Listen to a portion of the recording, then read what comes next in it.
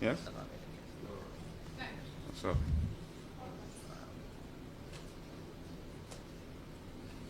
do I need makeup? Yes. I was prepared. I was called last minute. Yeah, laughing at you. You see, I'm not even appropriately dressed.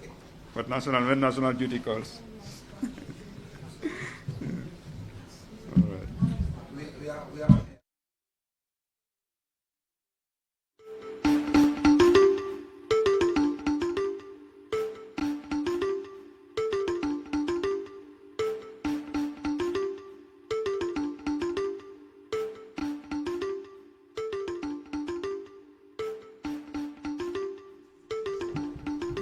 Good morning.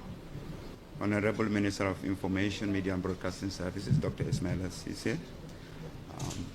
IGP, I don't know the security designation, Inspector General of Police, Sidi Mukhtar Sise. Do we say Excellency or Honorable? No. Just, Inspector General of Police, Sidi Mukhtar Sise. It's your fault, You just called me last minute. Come. Me, I call for apologies, I repeat again.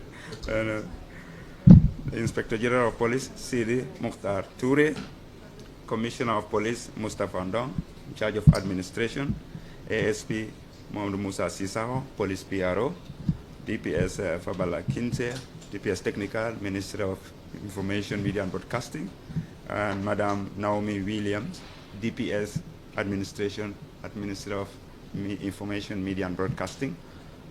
Ladies and gentlemen, welcome to another edition of the Gambia Government press conference, the routine engagement to update the citizens on the deliveries of the government. As you can see, the last cabinet receipt, one of the previous cabinet sessions that I was talking about, was focusing on delivery. So the social contract is about, always coming and delivering. And the Honorable Minister will give us an update of government's activities since the last press conference, to be followed by presentation by IGP Sidi Mokhtar Toure, and then interventions with Q&A. We hope there's going to be a precise, productive session. Honorable Minister, welcome. Thank you very much, Mr. Chair. Good morning, everyone. Good morning, the IGP of Police, the IG of Police, the Inspector General of Police, Mr. Sidi Mukhtar Toure, you and your team.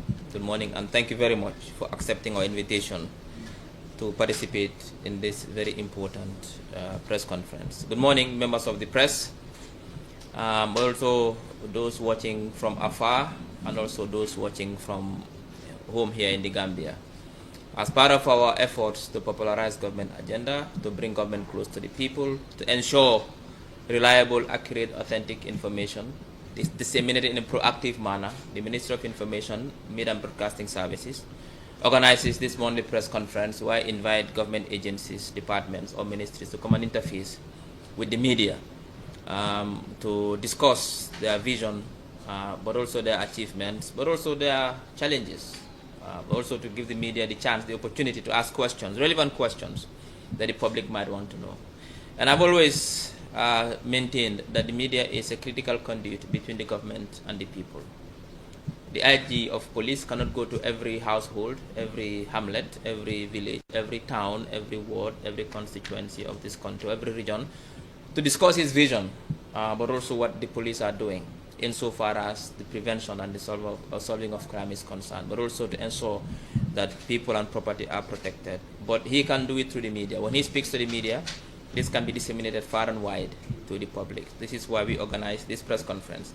And today we are happy that we have the IG of Police and his team to come and talk to the Gambian people through the media.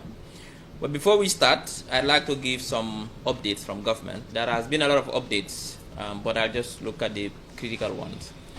One obviously is the celebration of the independence, Gambian 60th anniversary, so-called Diamond Jubilee, which was celebrated in grand style at the Makati Square on the 18th of February 2025. The president was in attendance, obviously, and he was host to two presidents, the president of Senegal, President Diomaye Faye, and the president of Guinea-Bissau, President Omarou Embalo. It was a grand occasion, was a very sublime celebration, very interesting. just an update. Now, the other one is that yesterday, the President launched the EU Youth Empowerment Project in the tourism and creative industries. This is supposed to ensure that the tourism sector is competitive, it is inclusive, but also sustainable. This will provide opportunities for young people, particularly in the creative industries, to bring in products into the tourism sector and also diversify tourism. If you could recall, in 2023, the President launched the Labour Act, which promises to provide 150,000 jobs. And this is part of the initiative to not only provide jobs for young people in the country, particularly because the project is focusing on women and youth, but also to ensure that we boost our tourism sector. The Ministry of Finance also and Economic Affairs hosted members of the African Development Bank's AFD higher management during a working visit this week. They briefed the President on their engagements in the Gambia and the positive impact that this has had on the lives and livelihoods of Gambians. Now, in another development, the Ministry of Health also received 30 new ambulances from Riders for Health to add to the existing fleet of the ambulances of the Ministry of Health. Currently, the global figure countrywide of the number of ambulances that is under the purview of the ministry or under the service of the Ministry of Health is over 170 ambulances. That is what the Ministry of Health has. Now, these new 30 new ambulances will add to that fleet to ensure efficiency in health service delivery. Now, the head of the international IDEA, Dr. Mohamed Ibn Chambers, also was in town this week and paid a courtesy call to His Excellency the President to discuss the current draft constitution, which will be tabled in Parliament next month for it to be discussed by lawmakers and passed into our new constitution. He's here to consult with all stakeholders, including the opposition, the government, but also civil society and the media, to help towards our desire to bring in a new constitution. There is also a press release from the Ministry of Trade clarifying the importation of wheat flour. Just to be short, the clarification seeks to ensure and for it to be known to all Gambians that there is no embargo on the importation of flour into this country as being widely spread on social media. That there is no embargo, and that is what this press statement was seeking to clarify. Finally, the President also, as part of the celebrations of Diamond Jubilee, the President has been very busy in inaugurating and commissioning new projects, but also laying foundation stone for new projects. If you recall, last week also, the President commissioned the new 225 kVA substation. It's a very modern energy infrastructure here at Jabang. At the same time also, in the same weekend, the President also commissioned the new Batil-Harding Highway, which is now done, the 22-kilometer Batil-Harding Highway, but also use the opportunity to lay foundation stone for the third phase, which will now see the side and the service roads being built into 4 lanes, 2 on this side and 2 on this side, a flyover bridge at Sukura Jabang traffic light, new roundabouts, but also security cameras to ensure public safety, but also to ensure road traffic safety. So there will be more inaugurations. Today, the President is in Kunkujanketa this morning to inaugurate new classroom blocks in that particular community. The President also inaugurated new blocks at the shelter home here in Bakote last week Friday, both for the old people's home, but also for the orphanage as well. So as we go, the whole 2025 will be dedicated to commissioning new projects that were undertaken by the government, but also lay foundation stone for projects that will be implemented by the government. Remember, the President has made a pledge that 2025 is a year of delivery, and the government has promised to deliver, particularly in critical projects like water infrastructure is currently being expanded across the country. Communities that had not had water before, clean running potable water, now they have been having access to water, but also electricity expansion in line with our goal to achieve universal access to electricity by end of 2025. Communities are benefiting from this electricity expansion as well. In addition to education as well, to ensure every Gambian, no matter where you are, even in the last village of this country, you'll have access to quality education. We are building, the President is building classrooms. Over 6,000 classrooms have been built since the coming into power of His Excellency the President. Healthcare facilities have been expanded as well. That is also ongoing. And also road infrastructure. We built over 1,000 kilometers of roads, close to 1,000 kilometers of roads, over almost 910 kilometers of roads. It's either already being built, completed, or is currently being built. This is all in line with the President's agenda to modernize and transform this country. So those are the updates from the government, and I'll hand over back to the chair. Thank you. Thank you so much, Honorable Minister of Information, Media and Broadcasting, Dr. Ismaila Ceesay. It's really impressive, and I'm impressed by the launch of this project on creative industries, which is closer to my heart. Many young people have been talking about working in the music, performance, and film, cinema, pottery, and all other areas. And this project is really timely. And then during the NICOF, National Youth Conference, one of the recommendations that the youths presented to the government was to advance the creative economy. And I'm glad. And apologies that I've been talking about Ceesay. Coincidentally, I spent the whole weekend working on the Masani Ceesay project. No wonder the name Ceesay is still being echoing in my mind. Everything is timely. Thank you so much. I would like to transition to the IGP. We're following the progress of the ongoing security sector reform. A lot of development has been taking place, and the Inspector General of Police, Sidi Mokhtar Toure, will take us through. Welcome, sir. Thank you, Babakar. Thank you. The Honorable Minister for Information, Media and Broadcasting, Dr. Ismaila Ceesay, here with his principal deputies, the two Deputy Permanent Secretaries, Technical and Admin, my colleagues, senior officers from Gambia Police Force, Commissioner Mustafa Ndong, in charge of administration, and the Press and Public Relations Officer, Mamadou Musa Sisao, members of the fourth estate, the media, I greet you all. Good morning to everybody. Assalamu alaikum. I am invited here by the Honorable Minister, and I consider it very timely, very strategic, in the sense that of recent there are so many information that have been peddled, not only in the social media, but even in our local media outlets. And I think it's a very good opportunity for me, in my capacity as the Inspector General of Police, to possibly try to clarify some of those informations and to update the general public, the Gambian populace, and other residents that are in the country here about the current projects and programs and the transformative agenda ongoing in furtherance to the ongoing security sector reform that the country is witnessing. And there we go. 25th February 2025. In recent years, the Gambia Police Force, GPS, has advanced significantly by focusing on modernization, capacity enhancement, and international relationship. Here I want to catalog some of the achievements the force has undergone. Strategic vision and direction.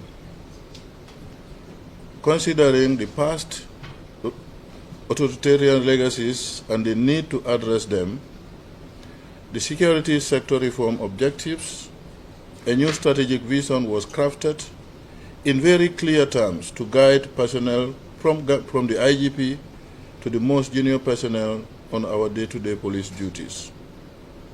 The Gambia Police Force strategic vision embedded in the strategic plan 2024 to 2028 and the Gambia Police Force doctrine is to be professional, accountable public service, respecting human rights and the rule of law. Key elements in the statement. Professionalism. This signifies that every police officer must do their utmost their duty not only in conformity with the laws, but must also do so effectively and efficiently to satisfy the security and safety needs of the populace. Strategy. The Professional Standards and Human Rights Unit monitors through announced and unannounced spot checks to rectify and, where necessary, escalate issues of unprofessionalism to the Office of the IGP for redress. They report to the Office of the IGP directly to minimize any possible interference. They also receive complaints against police officers and conduct impartial investigations. Naturally, the supervisors are also responsible to ensure compliance to professional standards, and minor breaches of the code of conduct are dealt at their level. Accountability. GPF is more responsive to the concerns and advices of both the governance and oversight institutions now than before. The Ministry of Interior and other ministries, Parliament and departments can all attest to our cooperation with the civilian authorities. Oversight institutions like the National Human Rights Commission and the Ombudsman can all attest to the level of our cooperation in this area. Human rights and the rule of law. Advocacies and trainings on human rights and rule of law have been ongoing to create awareness among the ranks and files of the force. Partners, particularly NHRC, have contributed a lot in this area. We are committed to making sure that our officers are not only human rights compliant, but also become defenders of human rights. Strategy. Our ambition to become defenders of human rights is what, amongst others, what informs the conceptualization of the model police stations.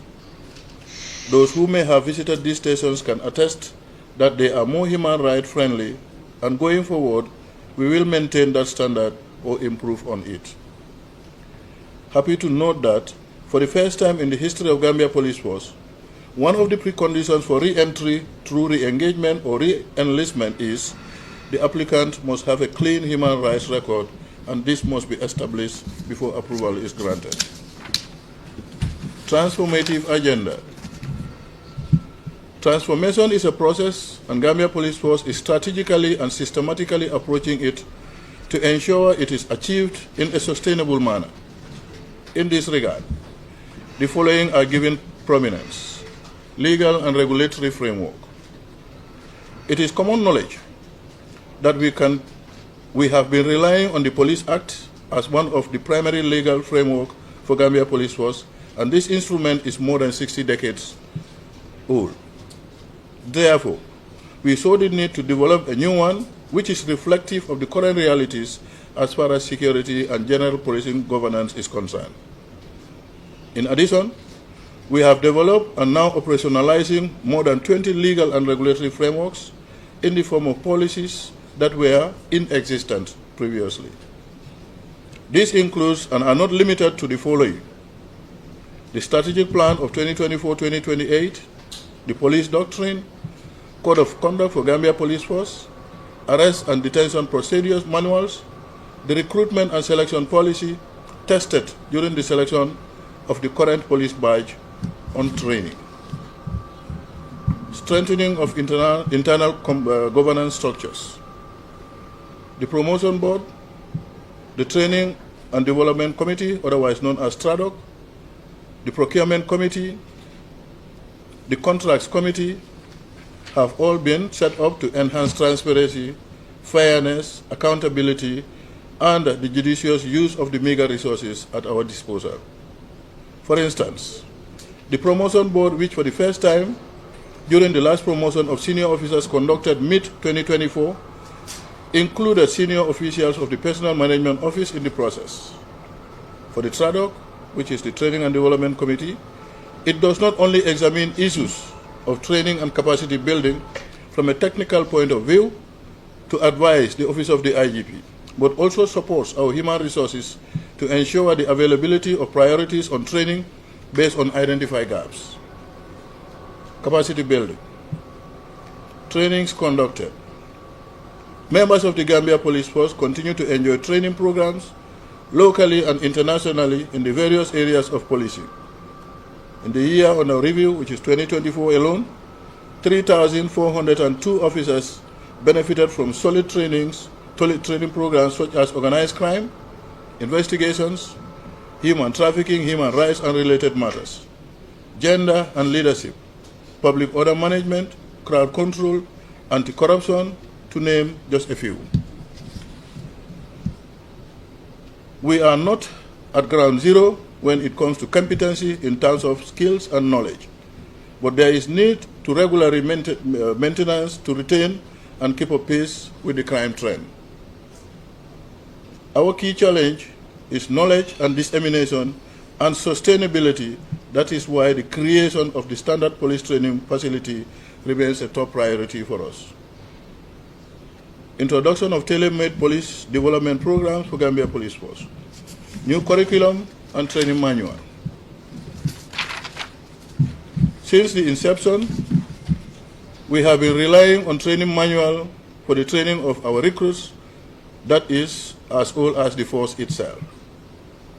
We now have a new training curriculum and manuals which are reflective of the current policing demands and standards, and highly reflective of the human rights and the rule of law issues.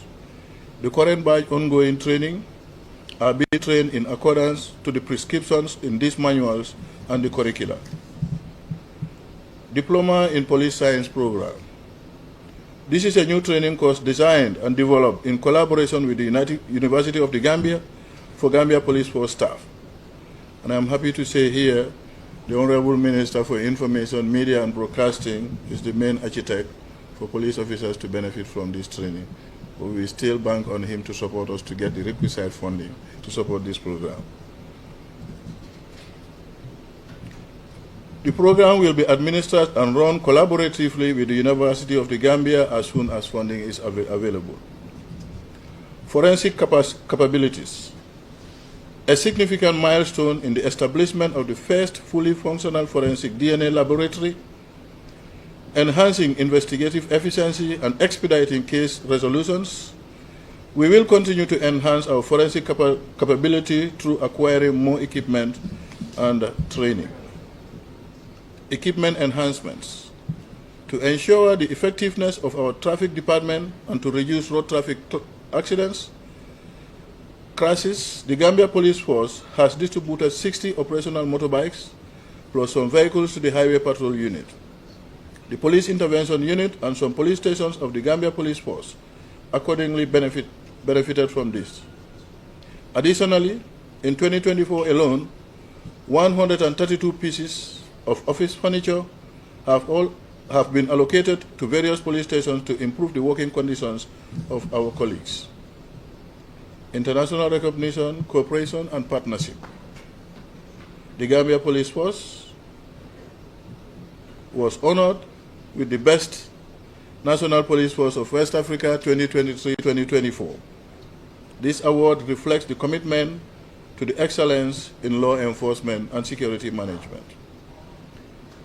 The GPF continues to enjoy fruitful partnership with other international law enforcement agencies such as the Senegalese Police, National Police, Ghana Police, the Turkish, British, Rwanda National Police, China, and the list goes on.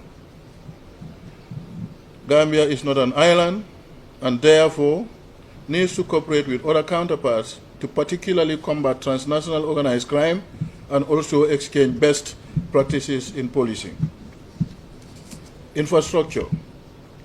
At least 7 more model police stations are planned to be built in this year, 1 in each 6 regions of the country. One will be built in Brikama, Yarasoma, Basse, Sami Karantaba, Makamasire, Farafenye, and elsewhere. These stations, like the 2 in Serekunda and Bundung, will be the standards going forward. Crime and crime prevention measures. Strengthening of robust patrols. We have recently intensified our patrols to deter criminality. Deployment plan. To effectively combat crime, we are re-strategizing our posture countrywide with the help of our first ever deployment plan. With this plan being rolled out, There will be enhanced visibility of police officers countrywide and enhanced access to police services. Before mid-March 2025, the public will begin to see this happen, and we are confident it will lower crime rates significantly. Way forward. New police facility. This is needed to sustainably build capacity in a more cost-effective manner. Enhancing forensic and ballistic capabilities. The Gambia Police Force plans to collaborate with government and international partners to provide specialized training for officers and procure advanced tools for forensic units. Improving mobility and infrastructure. Efforts are underway to address mobility challenges by distributing additional motor vehicles to major police stations. Plans are also in the offing to include constructing 6 additional model police stations, as earlier mentioned, in various regions. This is being supported by our international partners, mainly the GIZ. Digital transformation. The imminent launch of the Police Integrated Information Management System, PIIMS, aims to digitalize workflows and records management, enhancing operational efficiency as well. International cooperation, strengthening partnership with international law enforcement agencies is a priority for us. Recent engagements include discussions with Rwanda National Police to share experience and strategies for addressing evolving security challenges. My visit there early last year, to the tail end of the year, availed me the opportunity to have a very fruitful discussion with my Rwandan counterpart, where offers were being made to Gambia Police Force on gratis to send our colleagues there to study in various areas way up to doctorate level. This opportunity, we intend to exploit it, and hopefully all goes well. By June of this year, we will send the first batch or first cohorts of police officers to go to Rwanda National Police Academy to undergo various courses in that area. Having said this, I thank you for your kind attention, and your presence is appreciated. Thank you very much.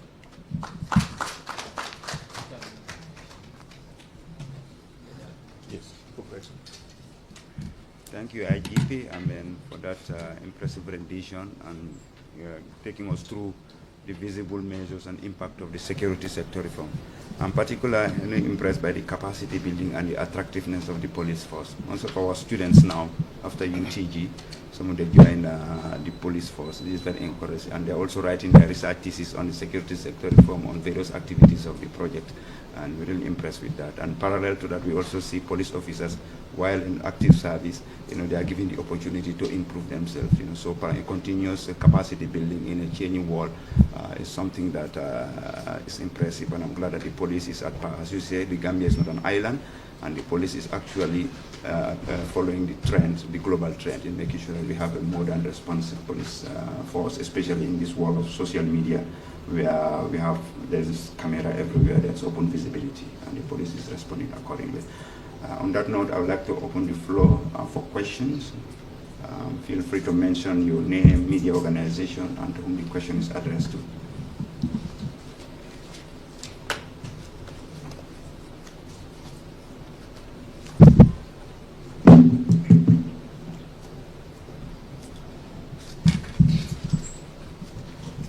Any questions?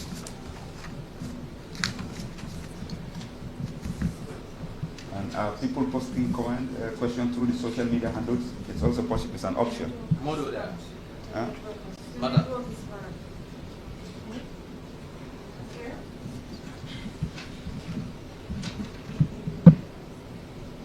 Yeah, thank you so much, IGP. Sorry, but I came late. I don't know much about that.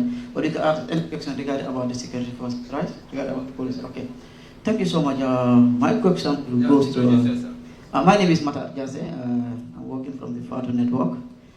My question will go to the recent accident happening regarding on social media regarding Binta Njai. So many people are saying that intimating Binta Njai for question and why live in Bahum, who do the acts and saying something on the Kiankas, example for saying, naming those people.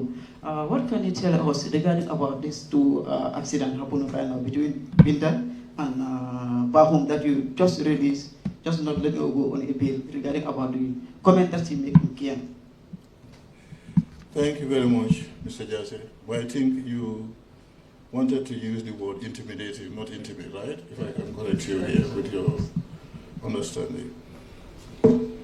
Well, first and foremost, let me clarify the point of being said she is being intimidated. There is no intimidation here. And my colleague, Assistant Superintendent of Police, Binta, the little I know in her will never say to anybody that she's been intimidated. So let me clarify that point. Two, I am not aligning myself with the remarks made by Mr. Baum. It's very much uncalled for, very unnecessary, and I don't agree with those remarks. However, moving forward, everything that takes water, be it a human being, even animals, like ruminants, they make mistakes. And some of those mistakes are the reason why when a goat or a herd of cattle are crossing the road, you will see a car hit them. That's miscalculation. I want to believe when Mr. Bahum realized his mistake, he brought down the write-up and profoundly apologized to the people of Kia and to the entire nation. I consider that a goodwill gesture from him. Now, coming back to the issue of my colleague Binta, the police force is being regulated by various instruments. We're now talking of the Police Act, we're talking of our Code of Conduct, and we're also talking of the General Orders and the Civil Service Rules and Regulations, which does not permit serving members of the force to talk or interfere with the internal politics of the nation. It is the sovereign rights of every individual police officer to be affiliated to a political party. But this must not be manifested so long as you are putting on our. I hope you get my point. That's my position on that. Thank you.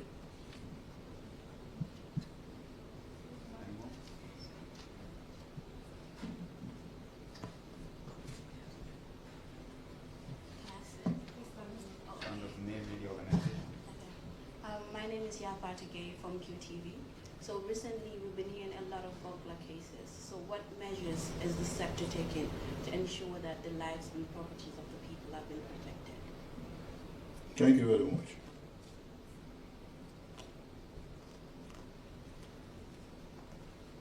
From a media house, I'm sure you are also following developments. 2 weeks ago, I convened a press conference at the anti-crime headquarters in Banjul, where some suspects, with one convict now, were being paraded before the cameras. They are all Gambians except one. When those unfortunate incidents occurred, majority of us, including myself, thought maybe they are non-Gambians. But then as investigations progressed, we have a very vibrant various units within the police force who were able to trap, especially the one that was apprehended in Bissau, Guinea, through the internet. And then that was how the leadership team of Gambia Police Force promptly and swiftly dispatched a team of police officers, competent one for that matter, to Bissau, and we spoke with our counterparts, more especially the IGP and the head of the Judicial Police, Dr. Domingos, through the assistance of the Bissau ambassador here. And we were able to get this person. No need to go into details on how we were able to do this. But under 24 hours, he was apprehended. Then the following day, the embassy also facilitated his extradition to the Gambia here. At that point in time, we never knew it's the same people that also operated at Al Hela in a very brazen way, we consider it, early morning, and then attack that place. So the team went out, all out in Banjul. Before 9 p.m. that very day, we were able to arrest the first suspect, who led us to the other ones, where they were all subsequently arrested one by one. Now, when they were confronted, all of them agreed that various armed robbery incidents that occurred in the country here way back 2014 was actually being perpetrated by them. Now, they have been processed, investigations are completed. I have the report in my phone here, and we are sending it to the legal office. That's the Office of the Solicitor General for legal advice. Now, coming back to a very important question that you asked, the measures that are put in place. I'm sure now, driving around in town, you are seeing a lot of armed police officers patrolling strategic areas, within the Greater Banjul area. This operations is going to continue, and like I mentioned in my presser 2 weeks ago, we have also been supported with massive funding. I will consider it, even though funding is never enough for the security, but $5 million is given to us by the central government to support, daily and night patrols, which are ongoing all over the country, more especially from Brikama all the way to Banjul regions.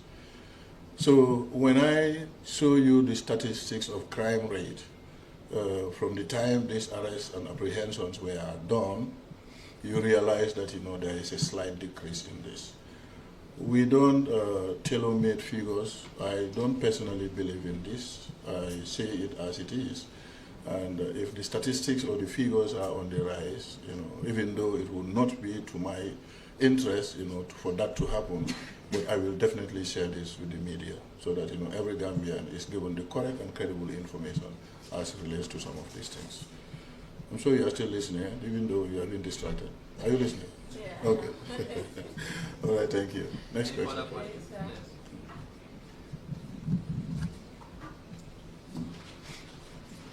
Good morning, sir. My name is Sarubo Bojang from the Gambia Radio and Television Services. Inspector General of Police, truth to be told, the efforts of the Gambia government, police per se, cannot be overlooked when it comes to security. Because of recent, we've witnessed the Gambia Police Force just won an award of the best policing. Obviously, that was a very good observation internationally. But with all the strategies and measures put in place, especially issues regarding robbery, when you decide you apprehended the suspects within 24 hours, you as an Inspector General went even to an extent of saying that you will resign if the culprits were not apprehended. And definitely Gambians and beyond applauded you for that wonderful work. But with all that, the public and many out there still observe that the rates is still decreasing by the day. Can you clear that for the benefits of the public? Increasing or decreasing? Increasing rather. Sorry. Okay, thank you. Thank you, Sariwa. Perhaps after this engagement, if I have access to my phone, I can show you the current rates of crime statistics. If you minus before the apprehension of those criminals, suspected criminals, because they are still being taken to court, yes, there is slight increment, but that relates to violent crime. Immediately after their arrest, if you make comparison, there I will disagree with you that it's still rising. It's on the decline. And let me also clarify this point. I did not say at the press conference that if they are not arrested, I am going to resign. I will still repeat what I said. My statement was, if I realize that me at the apex or at the helm of affairs of Gambia Police Force, we are unable to protect the citizenry of this country. We are unable to minimize, because crime cannot be completely eradicated.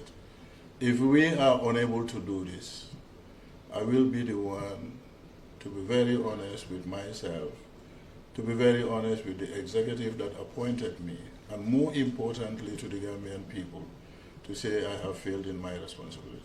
That was what I said. And I still stand by this. Thank you.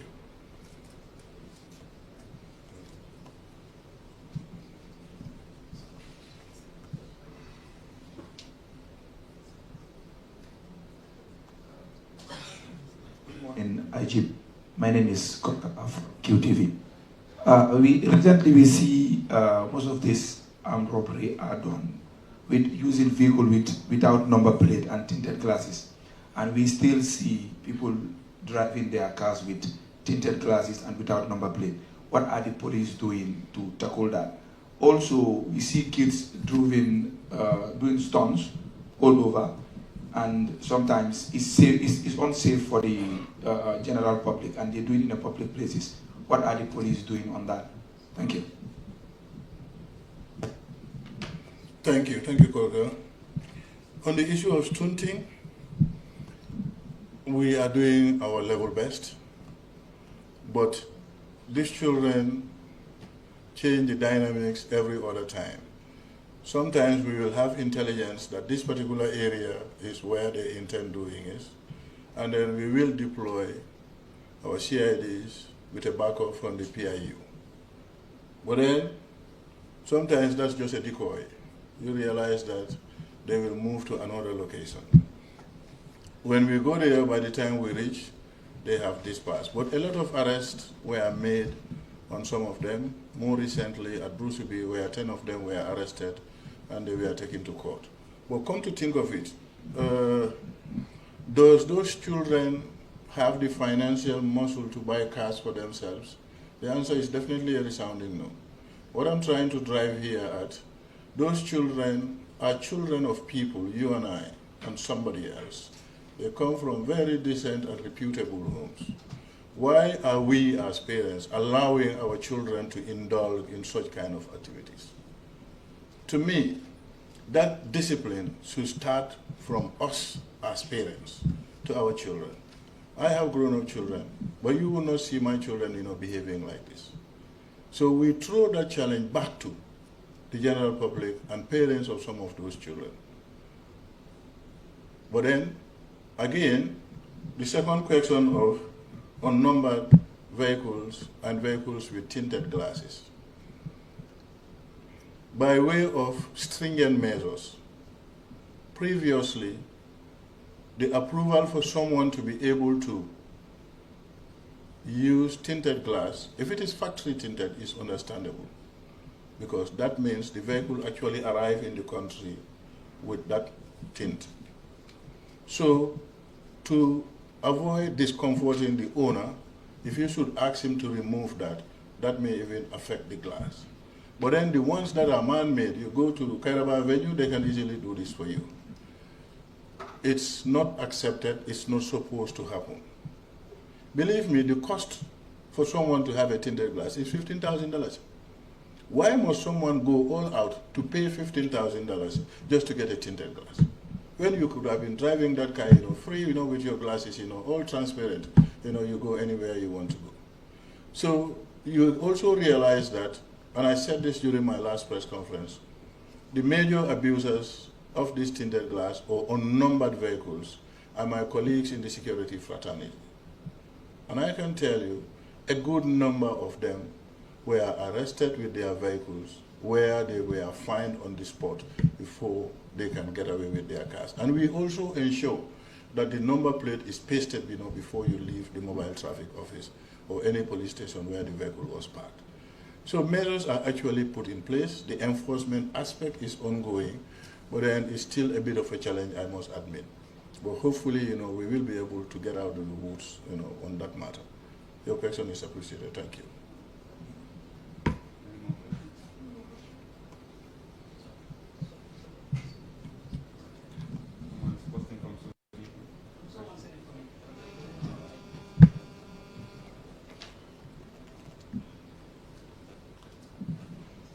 This is a question from WhatsApp, sir. When will the Gambia Police Force start looking at vehicles, functionality, and safety, and regulate the issuance of insurance and driver's licenses?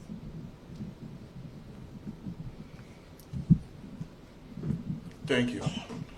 Currently, I have received a good number of proposals from various companies or interested groups to enter into a BOQ with government so that we can have some of these things being rolled out by way of effective and proper traffic management. And discussions are ongoing, but these are areas that the police don't have complete control since it's a BOQ. It must have to be escalated to my ministry. That's the Minister of Interior. The Justice Ministry also have a role in that because it's a contract. The PPP, the Minister of Finance also, have a role to play in it. Right now we are doing, the editing of some of those proposals, and most often we invite them for presentation. And what we will normally do, the ones that we think are the best offer for government, we will take them forward them to the ministry. Then the ministry will decide as to which one they think is the best to be offered that contract. Thank you. Excuse me. Thank you. I have a question. There was a period, I think sometime last year, when the Gambia was grappling with the social problem of Kush in particular. And the police came up with a strategy and established a task force against Kush. Now it seems the problem has been solved. I'm not hearing about Kush issues anymore. Can you tell us what measures did you put in place, what strategies to fight this menace and solve it once and for all? Thank you. Honorable Minister, thank you very much. If your fellow Sisekunda is here, he is the right person to answer this question. And that's the Director General of Drug Law Enforcement Agency, Mr. Demba Sise. However, being a security outfit as them, I can jump his gun and talk a little about it. A task force, I'm aware, was being constituted, and this comprises, officials of all security establishments in the country, and they go out on outreach programs, also, talk with, various, officers, conduct or organize, raids. These are ongoing things as far as their work is concerned. But then what minimizes it, I think, also has to do with the reinforcement all institutions, has placed at our common borders. That's the land frontier, because it was flagged and realized that the Kush is not coming through the sea, it's not coming by air, it is actually coming through the land frontier. And these are the various entry and exit points we have in the country. Being a very porous country, patrols were equally heightened. Immigration were also on their border patrol, supported by armed elements of the police and other institutions. So that really paid dividend, and before we understand, Kush is completely, I can state with certainty, eradicated or minimized in the country. So perhaps, that measure should be replicated in other areas also, where, hard substances, should be curtailed. Thank you, sir. Thank you. Other questions? Okay, I have a question too, because I also received a lot of questions from the public as the government spokesperson. Here, the issue of community policing and domestic violence. We hinted on this stunting, which I think it is domestic violence extended to the public space. And we've also been here seeing cases of patricide and infanticide, spousal violence at home. And then how is the police? I remember the police issued a very elaborate press release admonishing people to be law-abiding, not to take the law into their own hands. So what people do in their homes, the police will not be there to be policing people's bedroom and household. So it is important, to amplify it. So I don't know, in your presentation, how far are you going, and also addressing this issue of perception? Crime rate is manageable, but the public perception is that it is still skyrocketing, where there's the opposite. But the issue of community policing and also admonishing people to look inward into their domestic relationship. Well, thank you, Deputy Spokesperson. The community policing caravan ended their countrywide tour last Sunday, and they were at Boxbar James Senegal Johnson, where they held a very, very well-attended engagement with the people of Banjo. 13 days ago, they were in my own home community of Pira, and the caravan started here in the North Bank after crossing to Bara. So it's a countrywide engagement where not only the senior people of the country are engaged, but more importantly, the school children. The outreach program encompasses all, as long as you are a citizen or a resident of this country. Domestic violence is one of the drama that is being played in every location or destination that they go. But then, when you critically look at domestic violence, sometimes, or most often, it's man-made. It is either between husband and wife, or it's between two family members, or it's with parents and children. No matter how aggrieved someone is, no matter how angry, no matter how bitter, I think you should be with the dictates of your conscience and not allow yourself to be consumed by that bitterness or anger. Because in the process of being angry or unhappy, upset, most often the decisions that you take are not the best decisions. I think my advice here to all and sundry will be, let's have a true reflection of the issue at hand. Think about it critically and give yourself time before you can take decision. Because if you take any decision at that material point in time, usually it's not always the best. And this is what normally leads to the occasioning of crime, and this crime will be a major crime. Sometimes, death can even occur. I did say this, that we cannot be everywhere. And again, I will agree with you, the perception about the crime rate from the general public. But then we have nothing to hide. If anybody is doubting this, please come to the headquarters. We will share this information, even though certain information are purely and entirely on NTK, that's need to know. But then if you have also elsewhere where you also have another statistics or data to challenge what we have, you're welcome. We're not here to hide anything. Whatever we tell you is what is being obtained by the police. So if you have a divergent view or you have another that is completely different with what we have, challenge us on this. Our doors are open. Thank you.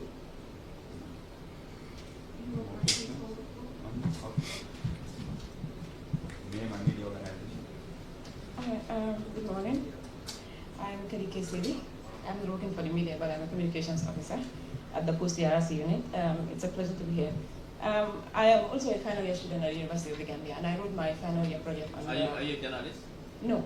I cannot take questions from And supervisor, this is not something related to... Yeah, you can give it to the journalist to ask, but it's a press conference. It's only for those from media houses. Friday is for citizens, Mansakunda. Yes. But you can... I just want to give the data on. Sorry. Can I say the question? It's not formulated. It's not formulated. It's not. I just want So to from my side- study paper. Is it Unfortunately, we cannot. you wrote a thesis on some police work as if you wanted to present some data from that. Sir, can I ask the last word? Yes, you can. Okay. So having looked at the ongoing issue, in most cases, foreigners are part of some Gambians committing certain crimes. Is the Gambia Police Force taking any step internationally to make it an end? Because we've observed that many crimes that have been committed in this country is rarely when you made mention and then it has to be purely Gambians. Especially these current armed robbers, knowing fully that one of the suspects, Mr. Jobate, was once in prison, because I work with the Gambia prisons and I recall meeting him at Mile 2 State Central Prisons, now conspiring with some Gambian men to commit such a heinous crime. Is the Gambia Police Force taking any step towards that? Thank you. Sorry about. We don't want to be xenophobic. Sorry?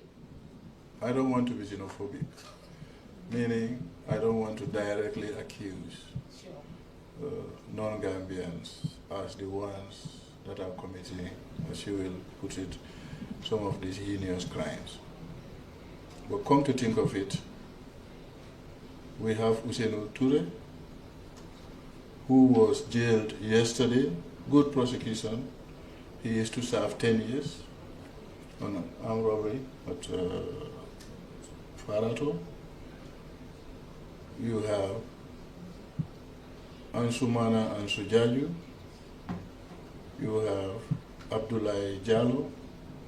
You have Omar Seka. These are typical Gambian names and Gambian citizens.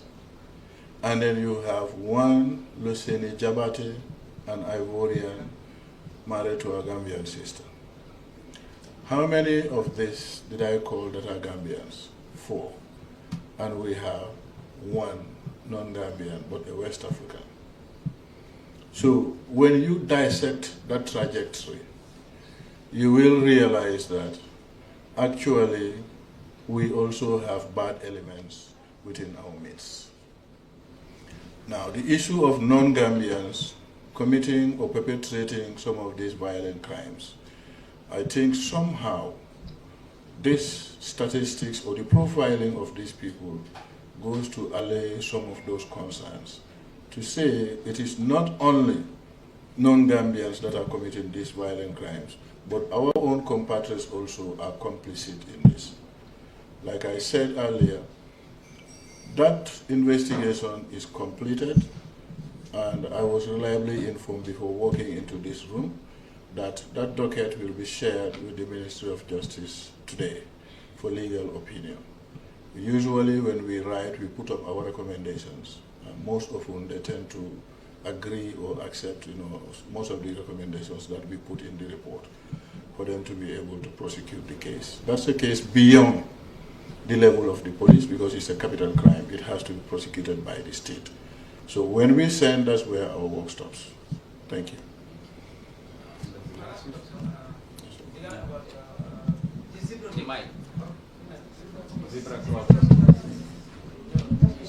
Thank you so much for my last question. The zebra crossing, we see that now the drivers normally, they don't normally wait for people to cross the zebra crossing, but they will normally go. What the police are doing for the safety of the people, and any driver found wanted, what the police are going to do regarding about that issue? Thank you. You see, accidentally, if any driver hit any pedestrian crossing the zebra crossing and happens to kill the person, that tantamounts to murder in our laws. It's considered murder. Murder. It's a murder. No matter how much you are in a hurry, if you see a pedestrian crossing the road, it is your duty to wait for him or her to cross, then you can proceed on your journey. But if you check most of the locations where we have the zebra crossing, sometimes also they are adhering to it. And here I want to refer you to a video being done by a Senegalese national on Senegambia here, where Gambian drivers were observing the importance and relevance of zebra crossing, allowing pedestrians to crisscross at a very peak busy hour within this area. So that is also a credit to Gambian drivers because they were actually recognizing some of these things. But then you don't expect what was happening here to be everywhere in the country. But some of these things are gradual, young man. At a certain point in time, everybody will adhere to this. Thank you. Thank you. Then final question from this research, asking on behalf of the final year students at School of Journalism and Digital Media. Conducted a survey which said that 65.1% of the public are in favor of reform, that is ongoing reform. I think she missed that part, where you elaborated on the reforms taking place. Just wanted a summary on how far the police is going in terms of the SSR security sector reform and also the TRRC recommendations. 65%, yes? Of the public favors police reform. That is the ongoing transformative agenda. That means they appreciate it. They appreciate it. And but 65 is a good score. Yes, it's a good score. It's a good score. Some of the maths and the TRRC recommendations. I don't know whether you can say shed light on some of the. Specifically, what does he mean by TRRC recommendations? On the security sector reform. On the security. The National Security Advisor will be very happy to answer this question for you. ONS. Obakar Suleiman Jai. He will be very happy to answer this question. And I will encourage you to liaise with him. He has answers for this. I don't want to be answering questions which are supposed to be answered by other colleagues from the security fraternity. Sorry, what I said. Okay. We'll get Thank you. I would like to invite Honorable Minister for the closing remarks. Appreciate it. Thank you very much, Mr. Chair. Sincere thank you and appreciation to the IG of Police, Mr. Sidi Mukhtar Toure, and his entire team and the force for gracing our press conference this month. Unfortunately, this is going to be our last press conference until after Ramadan. There will be no press conference in March because I think the whole March will be Ramadan, and we'll organize another one sometime in April, perhaps first week in April. We'll inform the media as to which agency or department or ministry is coming to that particular press conference. And like we say, the ministry's mandate is to ensure that the public is well informed about government policies and projects and activities. To promote democracy in this country means that we need to have an accountable and transparent government, and we are just for doing that. That is why we ensure timely, accurate, authentic, and relevant information is disseminated in a proactive manner. We call it proactive disclosure. We don't wait for the public to ask questions and we'll react to those questions. We bring we create the environment so that there is transparency, so that the public is well informed. And this is the purpose of this press conference. Today, the police, through the IG, was very clear in their vision, which focuses on capacity building, building the capacity of the police, their competence. In order to build a professional, ethical police force, you need to first build the capacity of the police. You need the right men and women to join the force with the right attitude and the right ethical orientation.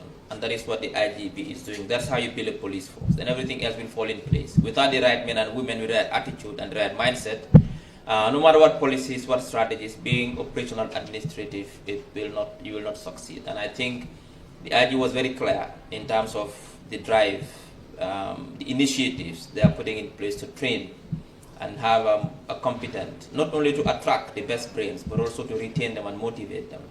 I think that's what they've been doing, and I think you've been talking about it.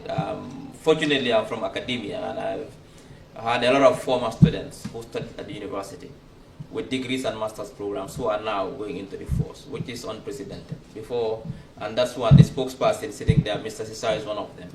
Before, when we talk about the police force, we're talking about the Form 5, Grade 12, Primary 6, but now it's changing. The police force, the face of the force is changing now. And we thank the IGP for that, for his leadership, but also the previous IGP as well, who's currently Minister of Interior, for also his leadership. And I think when the new IG came, he did not deviate from that vision, that broad vision of the police. That is how institutions work. It's not personal, it's by the institution. So when he also goes to serve somewhere else, the one who will replace, he's already continuing with the same vision, with the same framework. And that is leadership. That is why I commend his leadership, the way he is running the force. And I'm just sitting here going through the comments on social media, and I think almost 90% are saying that he's the best IGP. I mean, that's the open ground. That's what they are seeing, and they commend you for your work. I think every Gambian is happy. The perception out there needs to be debunked. We have the data. Crime rates have gone down at every level, both violent crime, petty crime, domestic violence. All these figures are going down. Now as we speak. The policies, if you look at the Battle Harding Highway, you see the patrol vehicles, they are everywhere. And sometimes I see even them stopping vehicles on the highway, putting them aside. Very professional. So thanks to your leadership, Mr. Mukhtar Sidi Toure, and your entire force. And thank you, members of the media, and thank you, my own team, Ministry of Information, the two DPSs who are here today, Williams and Kinte, and also all our staff who are here today. But also special thanks to my brother. There was a breakdown in communication, and he did not receive the message that he would chair this event as he normally does. He got to know about it this morning when he was in his way to work, and he had to divert and come here. That shows his level of commitment to this initiative. Otherwise, he would not have come. So we thank you very much for that, and we apologize for the breakdown in communication. And thank you to all members of the staff, the media, the cameramen, the producers, everyone. I wish you all a very pleasant Ramadan. It's going to be a very difficult period for some of you. For me, I'm fine, I can handle it. But I feel sorry for the IG. I know he'll take leave this whole month. He won't come to work. But on that note, thank you very much. Until we meet again next month, I wish you all a pleasant week. Thank you. Thank you very much.